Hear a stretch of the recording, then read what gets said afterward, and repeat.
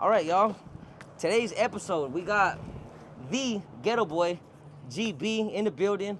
Yes, sir, Today, yes, we're sir. going to pop some peas on this episode. So we're going to talk past, present, and the promising future that you have, sir. Right. All right. Let's get it, man. All right, first question I got for you, man. Man, and it's something that I really don't like talking about, but I mean, obviously we both went through it, and it's something that I wouldn't say molded us, but every experience you go through molds you. Right. So, man, prison time. Yeah. All right, so I just wanted to ask, what did you learn from that? Like, what good did you take from doing time? Shit, well, I actually been there twice, you know what I'm saying? Unfortunately, I've been in and out the county multiple times, man, as more than I could count. I was that one regular, you know what I'm saying? You could always count on me being in there for a VOP or something. But shit, at first I didn't really learn shit, you know what I'm saying? My head was too stuck in the streets and, you know, just running wild, you know what I'm saying? Young and reckless, you know what I'm saying? So at first I didn't really learn much, you know what I'm saying? It wasn't until I had my daughter, and it was the last time I went to prison, and I was like, man, like, yeah, this shit ain't it, you know what I'm saying? It's a repetitive cycle, and it's really what the system is designed to do is keep us entrapped and keep us in that constant rotation, in and out, keep you on them papers, just under constant scrutiny, you feel me? I was on probation and parole for like 10 years before I got off the first time, you feel me, unfortunately. And yeah, I mean, it definitely learned a lot of wasted time. Yeah. A lot of wasted time, a lot of wasted opportunities. It just wasn't it, you know what I'm saying? Like they say, when you go in there, time don't stop out here. Right. You know what I'm saying? I remember, I ain't gonna lie, my last term when I left, I'll never forget it, man. They were 5 in the morning pulling me out. Hey, it's time for you to go. The CO told me, he goes, hey, we'll always have a rack open for you. Yeah, you know what I mean? yeah, I was yeah. just like, nigga, Yeah, I ain't coming back. You know what I'm saying? Yeah. Go ahead and fill that up with somebody else. But yeah, that was an eye opener right there. Yeah, no, for sure. Time's everything, man. Nowadays, you feel me, the way I live my life right now is I take full advantage of every single minute that we have throughout the day. So when I think of somebody who's in there, I be like, damn, bro, like he just wasting out, he's just missing out on all that time, bro. Like he could be doing something, you feel me? So 100%. definitely a lot of wasted time, bro. You know, don't waste time. All right, so on the topic of the past, for those who don't know, me and GB got a song together.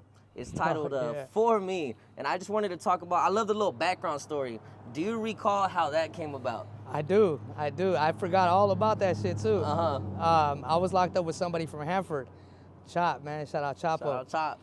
Man, I done seen him fuck off 2 of his release dates back to back. One he was a week to the house, one he was a day to the house. Oh, man. Yeah, but me and him got pretty close. We was in Corcoran together, and yeah, he's the one that basically lined that up. Yeah. Yeah, I remember, that's my boy right there. Once again, shout out Chops. Yeah. Came home, and he was like, you guys were bunkies or neighbors? I don't even remember. I think we was just, we was on the same yard for sure, but we got close. We got close over time. Yeah, I remember him saying, he's like, yeah, man, I had a boy in there rapping. He was telling me, he goes, I was telling him about you. And then Yeah. I think we both came home kind of around the same time. And yeah, man, I remember you sent me a track, and it was off your first album, I believe. And you emailed it to me first before it even dropped. You emailed me one of your tracks. I emailed you one of mine. We're like, yup, it's good. And then that's how it came about. Yeah, I remember that. I was fresh out. Yeah, but I completely forgot about that. So did you start rapping when you were locked up, or like before you got out this time? Did you have music out already or no? Yeah. So I was rapping just for fun. You feel me, on that hood shit. You know, get locked up, get out, rap. You know what I'm saying? Live my life. Yeah, live my life in the streets, and then whenever I had a little bit of spare time, you know, record it, upload it to YouTube type shit. Nothing, you know, just regular hood shit. I wasn't really taking it serious. I got a big passion and love for music, but it was nothing that I was taking serious at the time, unfortunately, just because my head was too involved in other shit. Yeah. But when I got locked up this last time, there was a lot of people that already had a career going for themselves as, you know, professional recording artists and musicians. And when we would spit ciphers or freestyle back to back, they was like, damn, bro, like, you got something. Like, you should really try to take it serious. And that's what I was thinking to myself in there. I was like, man, like, shit, I done did a little bit of everything, you feel me? Except for rap. You know what I mean? So let me try this shit out when I get out this time and see where it takes me. And sure enough, it took me places. Nice. Yeah. So that actually brings me to my next question. What do you think was your transitioning point, like, as you could say, blew up? You know what I'm saying? Like, when did things start turning up for you? Because, you know, we all drop whatever, but when did it hit you like, oh, I'm going up, this is it? Like, what was that turning point for you? I would say the first one that started taking off for me was a song called Intro. It was a song called Intro, and it was just me really, you know, I still do, just kind of spit whatever I feel and just make sure it's some real shit. And we, shout out my boy Admire, we filmed that. My boy Merck shot the beat. We filmed that in the hood. I just hit a couple homies from the hood, you know, pull up to the hood park. You know, we gonna film this. If you look at the video now, we didn't know what the fuck we was doing. And Admire didn't know what he was doing at the time like that. I didn't know what I was doing. We was just filming. And at the time, a lot of my video shoots, it get hit by gang task a lot. And it started doing numbers, you know what I'm saying? It started doing numbers. And I think I started noticing when we hit, like, you know, for an artist that doesn't get no type of views or nobody knows or nothing like that, I think I got like 45K in like 2 weeks. And that was the highest numbers I ever got, you feel me? In a short amount of time, too. Yeah, I was like, damn, like this shit taking off. And then after that, it just, a lot of my shit just started getting out there. Intro. Yeah, now it's just, you feel me? Now it's just, it's normal, man. It's second nature now. One of the questions I have written down here, and we got the merch. I think y'all can see the table in the background, but was clothing part of your plan, or did it just come about? It wasn't. I mean, I've always wanted to make clothing, but it wasn't really until, you know, I seen Nipsey's blueprint. You know what I'm saying? He had the marathon clothing, burner with cookies, shit like that. I was like, bro, like a lot of these artists got their clothing brands, and it's really a big, essential part of the movement. You feel me? We do a lot of shows. We do a lot of like touring from town to town, state to state, and it's really something that, you know, I've always been intrigued with too. You know, so I was like, bro, I need to hop on it. You feel me? And I just, you know, started up this brand, GettoBoy clothing, GettoBoy merchandise, and you know, it's been taking off as well. What's the website? Tell the people. www.gettoboy.com, man, and quality is really our main objective with it. You feel me? It's like I was telling some dude yesterday, one of my manufacturers, you know, I was telling him, bro, you could put me next to these other brands, and you could, you know, see the quality between, you know, our clothing, and ours is really up there. So top tier. Yeah. So it's just something that comes with the music shit that I believe every artist should invest is clothing, you know, just like they do their music. You feel me? Because for multiple reasons, you feel me? Other forms of revenue. I've seen some artists is like the merch pays more than the music itself sometimes. It's just you know, investing in yourself, investing in your brand. Yeah, it's a self brand. You become your brand. Once you're an artist, you become your brand, and how you represent yourself is very important. You feel me? And that's just what we try to portray with the brand itself. You feel me? Make it to where, you know, different walks of life could wear it, and all types of styles and everything, but quality is first and foremost. So. Hell yeah. You see, we both right here. Cheers, man. Sipping some water. You know what I mean? Man. I wanted to talk It's about. addicting. I want to talk about sobriety. So you're still sober, correct? Correct. All right. So how? What influenced that? What got you to that point, and how's it been going? Shit. Well, I mean, I've always been, you know, you could say I've always been popping in terms of, you know, where I'm from and music and everything just been, you know, seemed to have been going so well. You feel me? The music, you know, the money that comes with it, everything that comes with it. It's just, you know, it's when it's going good, it's going good. You know what I'm saying? And at some point I felt like, man, like there's something still missing, bro. Like I'm still not completely happy or satisfied, you feel me? And it was really like, you know, the alcohol. You feel me? I'm Mexican, and where I come from, it's a big part of what we do. You feel me? We in clubs, video shoots, strip clubs, after parties, shows. We drinking. Yeah, we drinking, we sipping. You feel me? We having a good time. And I was just one of those ones that just so happened to not necessarily know when to take my last shot. You know what I'm saying? I just fucking used to like to drink. You feel me? Yeah. Like everybody else, and I felt like that was definitely slowing me down and taking a part of, some type of depression or something, because I was like, I made it pretty far drinking every single studio session. I couldn't write or do music without drinking. Um, every single thing had to have some alcohol involved. So I was like, if I made it this far drinking, let me see how far I can make it without it. And because sometimes you get so hungover, you sleep the whole next day, maybe 2 days sometimes, depending on how bad the hangover is. And then even more importantly than that, I had a vision. I had a vision, and I have a vision of where I want to be at in X amount of years. And I was like, bro, if I keep drinking the way I'm drinking, there's no way I'm going to possibly accomplish that. Yeah. So I was like, let me try it, you feel me? Because I didn't try to put the drink down on multiple occasions for years. So I was like, let me try it for a week. You feel me? Let me see if I can get to a week. And that doesn't necessarily mean I got drunk every day. It's like I at least needed like a couple shots every other day. So I made it to a week. I was like, let me try 30 days now. I made it to 30 days, and I'm about to be going on 10 months in like a week type shit. Nice. Congrats, man. Yeah, so, and it's crazy because, it's influenced me and a lot of people around me in such a positive way. There's definitely no cons that come with it other than, you end up cutting ties with those friends that you once, used to get drunk with. 100%. But, aside that, it's been bringing nothing but pros into my life. And we actually just filmed a music video in LA probably like last weekend, about, my sobriety. Nice. And it's dope. I can't wait for y'all to hear it. It should be coming out hopefully within this next month or so. Hell yeah, that's dope, bro. That's dope. Man, I'll never forget. Well, I think it was your first album, but that song Eddy. Man. So I mean, was that your mom on the track? No, that was actually my older sister because I knew she my shot mom. That.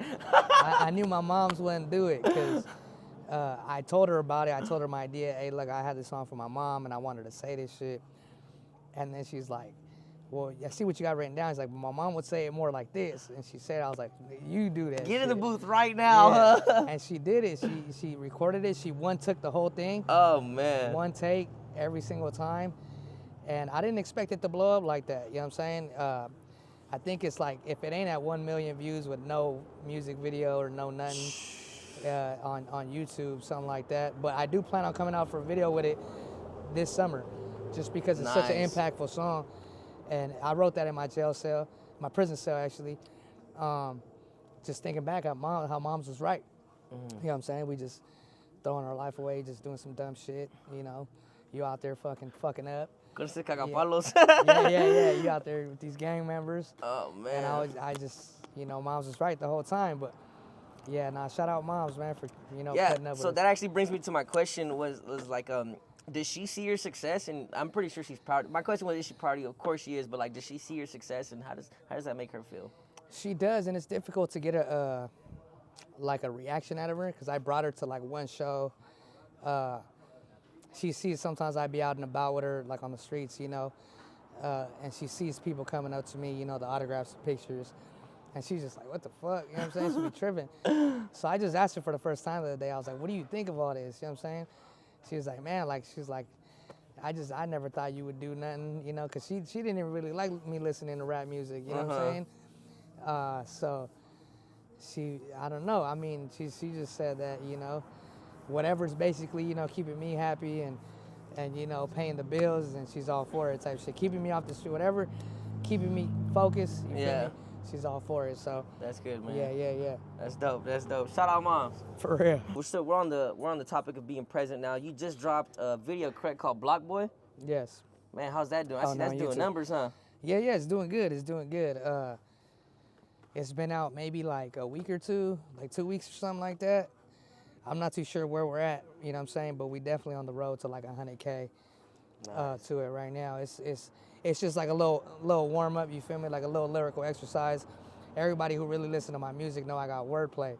So I just, I ain't dropped in a minute because I was focused on the merch. But that's just like a little reintroduction into like, all right, let me warm up for 2024 type shit. You guys can have this for now. And yeah, it was just, you know, if you really know how to listen to music and dissect the vocab in it and the messages, then you know you pretty much got the message of the song. And yeah, I think there's a couple. I like it. It's personally one of my favorites. I like it. I like And it. it's just yeah, it's dope. It's dope. I seen that preview that you just put out.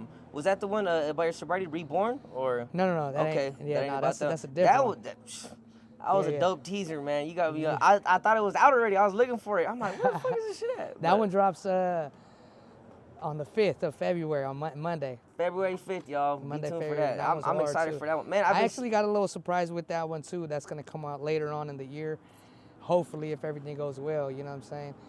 But yeah, that one's a dope one. Reborn. The other one with the sobriety, I believe it's gonna be titled Skeletons, just because I had to dig deep in, you know, into my inner demons for that one, for real. Yeah, I seen. I've been watching your stories, and I seen things are looking real cinematic over there with those videos. You guys getting real creative, and you got Yeah. actors involved, and you know Yeah, because everyone's playing their part. before this, you know, I've always worked with dope directors, and I've always listened to either. Sometimes the videos are more in the director's hands. You feel me? Like, this is what we gonna do. This is what I got. The little treatment I got cooked up for it, and then we would go with it. And I'll just be like, yeah, that looks dope. Release it. But this year is more my control. Like, all right, let's shoot it how I want it to be shot. Like, we're gonna do this. We're gonna invest a little more into the budget of the films, you know, for it to really, you know, I really, like you said, like I said with the merch, I want to put quality out there. You know what I mean? And you know, for the fans as well. You know, I feel like they deserve that. And you know, a lot of the messages too. Block Boy actually it had a different treatment to it. It had a whole different shooting scene, and you know, like a little action scene. That's why where I talk about what I talk about. They kept some of the little driving away scenes in it, but ultimately I was like, you know, on my Pac shit, kind of like, bro, I can't really express these type of actions in a song anymore. You feel me? Because there's more eyes looking at me now. Yeah. Mindful of it. Once you grow, you can't move the same. You got to move different. You can't really express, you know, what you would like to express sometimes, just because, you know, the youth is watching, other people is watching as well. So I was like, let's keep it a little clean, take everything out, and just leave it as a point and shoot. And yeah, that's how it came out. Growth, man. Advancement demands change, huh? Right. A wise man once said. Right. Yeah, no, I fully agree. I fully agree with it. Yes, sir. Yeah. All right, so that's kind of bringing us into your, like I said, we popping peas, past, present, and now your promising future. So what are some moves we can expect from GB this year? Oh man, more growth. I'm looking to get more involved into the community, man. I've always been one to give back and help, you know, my community in different ways, different give backs and stuff like that. Definitely getting more involved in that. I got a bunch of stuff in the works like that. Definitely hitting the next level of things. You know, everybody grows, and you could kind of tell when somebody hit that next level. Like, oh yeah, he you know, he worked his way up to the next floor. And I definitely think that we're gonna see a lot of that this year. I'm definitely reaching new heights and meeting new people and getting in contact with new, you know, resources and things like that. Not only with the music, but you know, with everything in life. And another thing is, you never know what life's gonna take you. You know what I'm saying? Nothing's ever promised. And I'm closing a lot of old doors, and a lot of new ones is opening up. Amen. So, you know, just growth is all I look forward to, man. Nice. All right, so another question I have here is, who are some artists that you would like to work with? Who do you have your eyes set on? It depends, bro, because I got a lot of favorite artists. that are like, you know, more mainstream legends and shit like that. But right now, I would say, you know, 2024, man, I'd like to work with a lot more Mexican artists. You know, Snow the Product, Mexican OT, D-Baby's a hot one too. Nice. There's just a lot in the list that I would like to work with, you know. I just dropped a song with Burner too, Burner and Juice, but it wasn't really like a one-on-one in the studio cooking up from scratch. Yeah. But I would want to do something like that.